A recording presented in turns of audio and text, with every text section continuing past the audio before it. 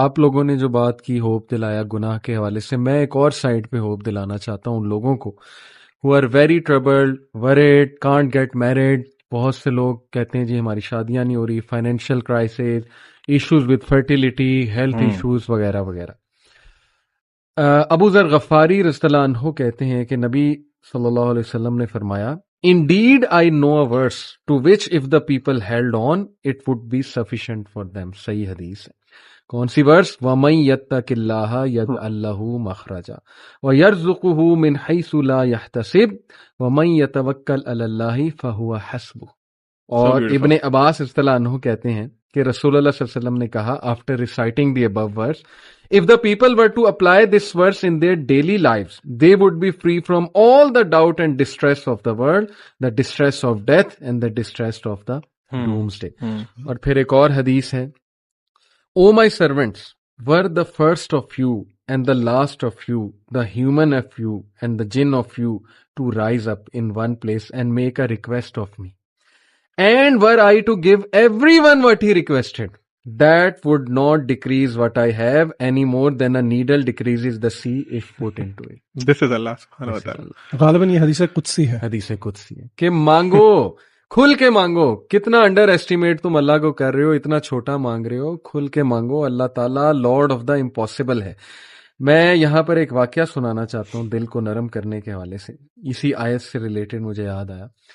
Doctor ایشان کا واقعہ ہے، اور مفتی مینک نے غالباً سنایا تھا، یا بہرحال واقعہ اوتھینٹک ہے، یوٹیوب پر بڑا مشہور یہ واقعہ۔ ڈاکٹر ایشان ایک نیورو سرجن ہیں، اور وہ فلائی کر رہے تھے غالباً سعودیہ سے کسی کنٹری میں، بہرحال کسی کنٹری سے دوسری کنٹری جا رہے تھے۔ راستے میں کہتے ہیں کہ بہت طوفان، ٹھنڈر، موسم بڑا خراب ہو گیا، جہاز ایک جگہ رک گیا، ایک ایئرپورٹ پہ بیچ میں۔ میں نے بڑی ریکویسٹ کی کہ یار مجھے پہنچنا ہے وہاں، میرا بڑا امپورٹنٹ کمٹمنٹ ہے، آپریشن ہے وغیرہ وغیرہ۔ تو پائلٹ نے کہا کہ نہیں ہم نہیں لے جا سکتے، آپ یہ ہے کہ کوئی کار کرا کے، جیپ کرا کے چلے جائیں، وہ قریب ہی ہے جگہ، اتنی کو دور اب نہیں رہی۔ کہتے ٹھیک ہے، ہم نے گاڑی کرائی، گاڑی کرا کے ہم جا رہے ہیں تو طوفان مزید تیز ہو جاتا ہے، اور ہم اتفاقاً ایک گھر کے سامنے رکتے ہیں۔ وہاں پہ میں نوک کرتا ہوں تو ایک بوڑھی اماں باہر نکلتی ہے، بڑی کائنڈ تھی۔ ہم نے اسے کہا جی ہمیں اندر آنے دیں، بارش بہت ہے، ہم ذرا تھوڑا دیر رک کے چلے جائیں گے۔ ہم نے اپنے آپ کو فریش کیا، دیکھتے کیا ہیں کہ ایک بچہ زمین پر لیٹا ہوا ہے گدے پر، اور وہ بوڑھی اماں بار بار اس کے سر کو دبا رہی ہے اور بڑا پریشان ہے اس کے بارے میں۔ کہتے میں نے پوچھا کہ کیا مسئلہ ہے اس بچے کو، تو انہوں نے کہا کہ اس کا کوئی برین کا مسئلہ ہے یا ایسی کوئی پرابلم ہے جو بہت مشکل ہے یہاں کے ڈاکٹرز کے لیے۔ تو انہوں نے کہا مجھے بتائیں، میں بھی ڈاکٹر ہوں، میرے بڑے واقفیت ہے۔ تو بوڑھی عورت نے کہا کہ ہاں ہمیں ڈاکٹرز نے ایک بڑے مشہور ڈاکٹر کا نام بتایا، تو لیکن یہ کہ نہ میرے پاس ریسورسز ہیں، نہ میں کوئی مطلب کانٹیکٹ کر سکتی ہوں اس سے، یہ بچہ یتیم بھی ہے، میں اس کی دادی ہوں، اس کی ٹیک کیئر کر رہی ہوں۔